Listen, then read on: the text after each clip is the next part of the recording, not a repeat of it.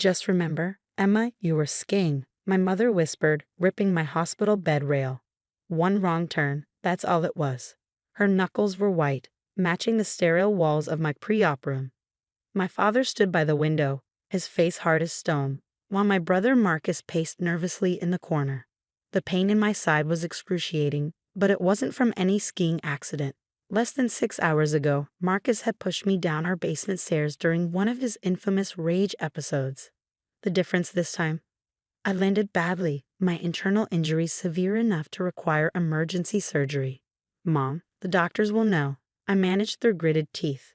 The injuries don't match. They'll match if you say they match. My father cut in sharply. Your brother is 3 months away from starting his residency at Johns Hopkins. We're not letting one little accident ruin his medical career. Little accident, that's what they always called Marcus's outbursts. When he broke my wrist in 8th grade, it was a playful sibling roughhouse.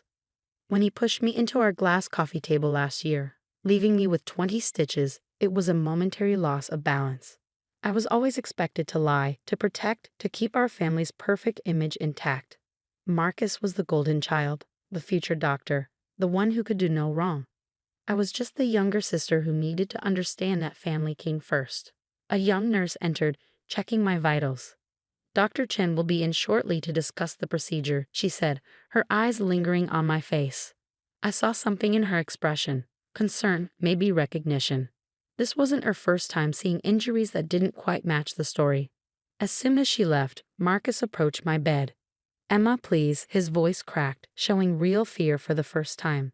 I didn't mean to. You know how I get sometimes. I'm getting help, seeing that therapist Dad found. Just, please. I looked at my brother, really looked at him. At 26, he was everything my parents had dreamed of. Tall, handsome, brilliant, with a bright future in medicine ahead of him. But I also saw the darkness that lurked beneath, the uncontrolled anger that had made me its target for years.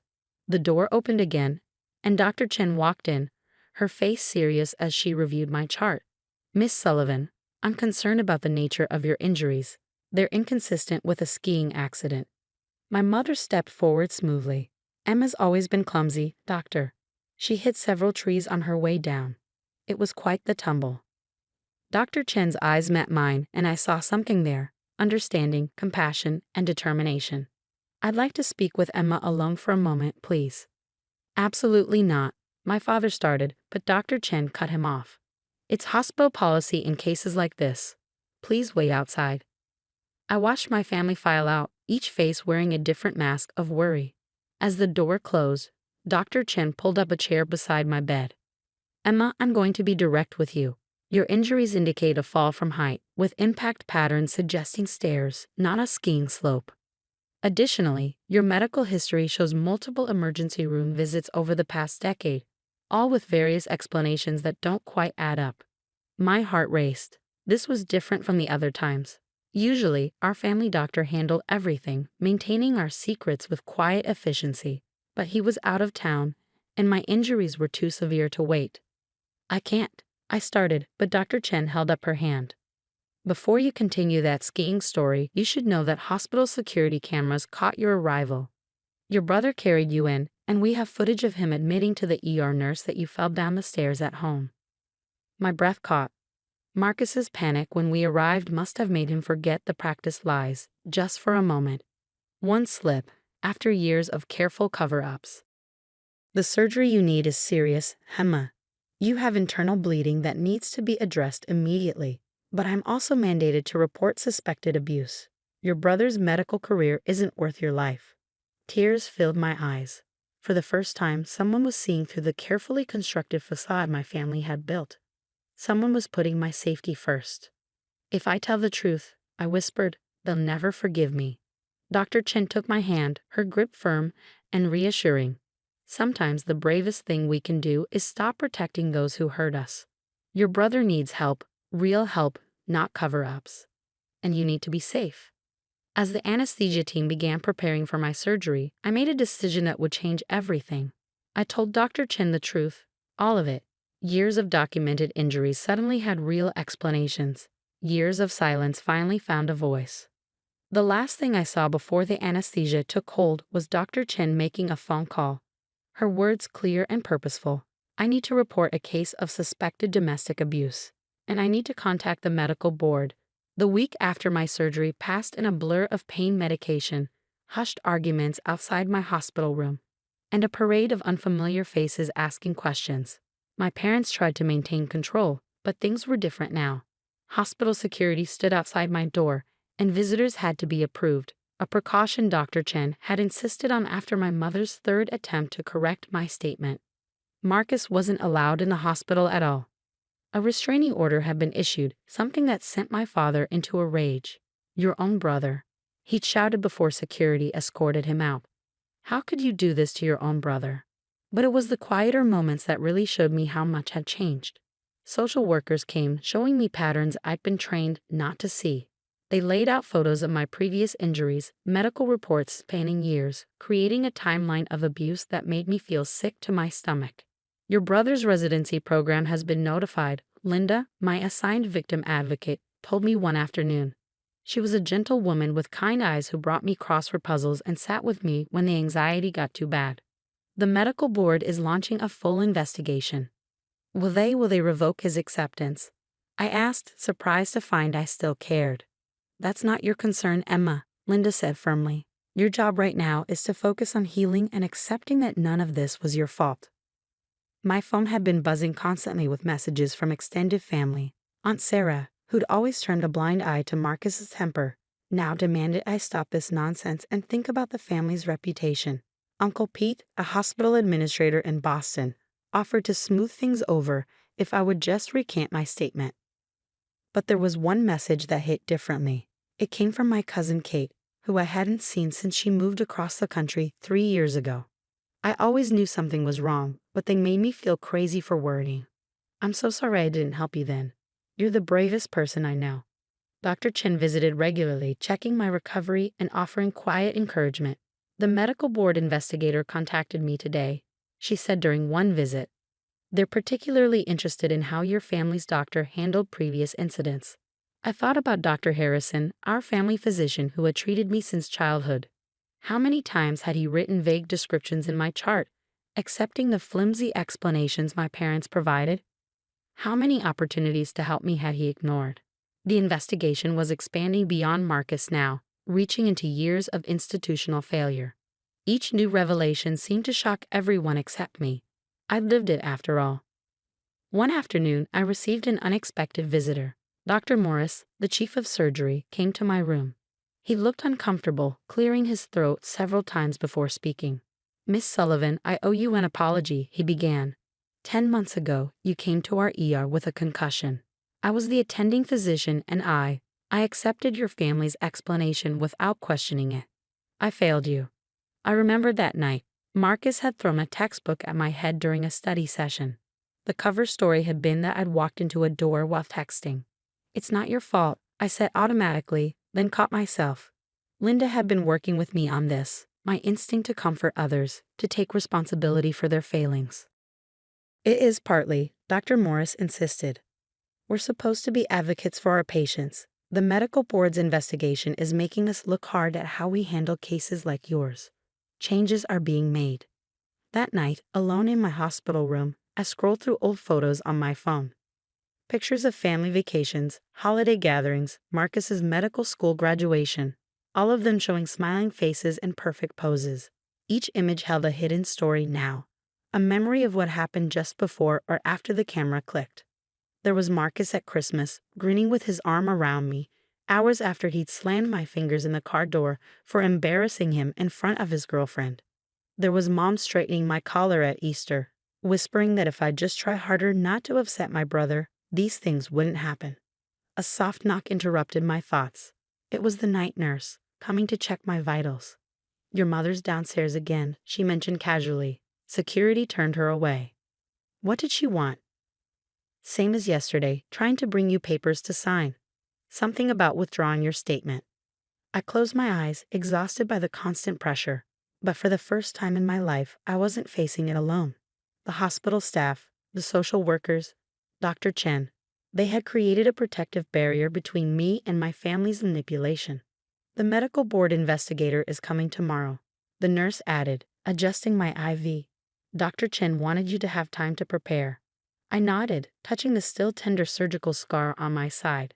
This wound would heal cleanly, properly, under the care of people who actually wanted to help me recover. Unlike all the others that had been hidden, minimized, and swept under the rug of family loyalty, tomorrow would bring more questions, more revelations, more attempts by my family to regain control. But tonight, in this quiet room with its security guard outside and its caring staff checking on me, I felt something unfamiliar growing stronger. Safety. For the first time in as long as I could remember, I felt safe. 6 months after my surgery, I sat in a conference room at the State Medical Board, sharing my story one final time. The investigation had grown far beyond Marcus, exposing a pattern of institutional negligence that spanned multiple hospitals and medical practices. Dr. Harrison, our family physician, had his license suspended. 3 other doctors who had treated me over the years faced disciplinary action for failing to report obvious signs of abuse.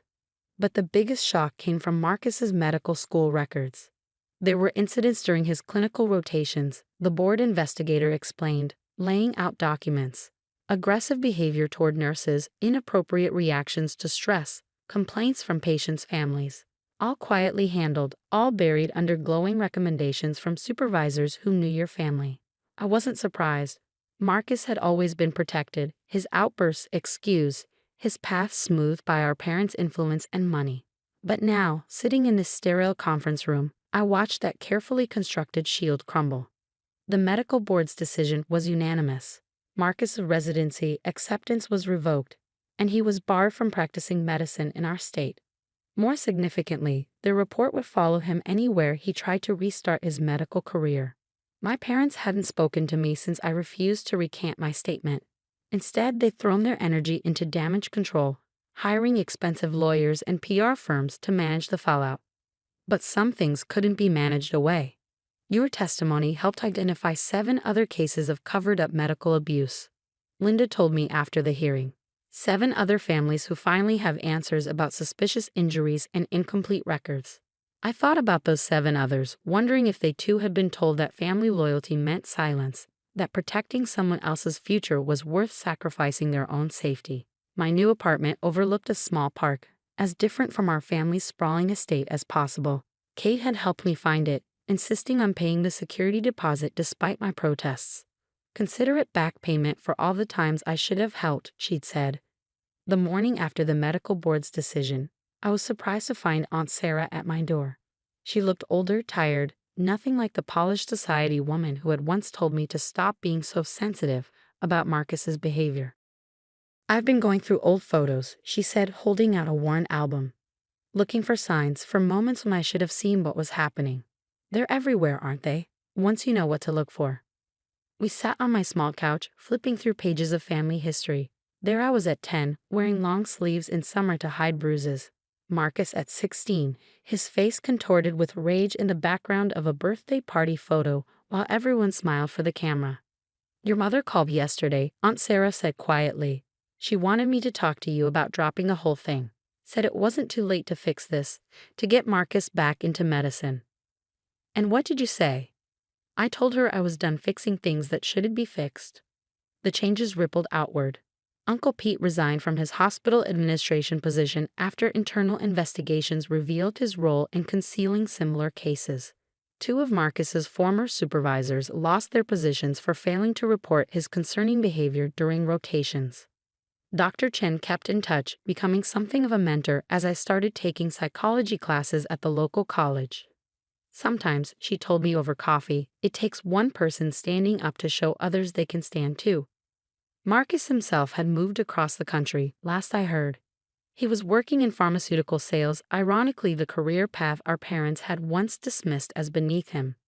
The restraining order remained in effect, but sometimes I wondered if he found the help he really needed, now that his facade of perfection had been stripped away. My mother's last attempt at contact came in the form of a letter, delivered by her lawyer. It was filled with the usual manipulation, family obligation, the importance of forgiveness, the suggestion that I was being selfish and dramatic. At the bottom, she'd written, everything we did was to protect this family. I wrote back one line, everything I did was to protect myself. The nightmares still came sometimes, memories of falls and impacts and the sound of my brother's anger. But now I had tools to handle them. Therapy, medication when needed, and a support system built on truth rather than secrets. 1 year to the day after my emergency surgery, I returned to the hospital. Not as a patient, but as a volunteer with a new program Dr. Chen had started, helping identify and support victims of family violence. Standing in the ER where I'd once been carried and bleeding, where one doctor's refusal to accept lies had changed everything, I felt the weight of what had been lost and what had been gained. My family's perfect image was shattered, but in its place was something real. My brother's medical career was over, but maybe that had saved future patients from someone who should never have had power over others' well-being. My parents' influence had crumbled, but I was standing straight and strong. Sometimes protection means breaking what was never whole to begin with. Sometimes healing hurts more than the original wound. But as I pinned on my volunteer badge, ready to help others find their voice, I knew that every painful step had been worth it. The truth had cost me a family, but it had given me myself.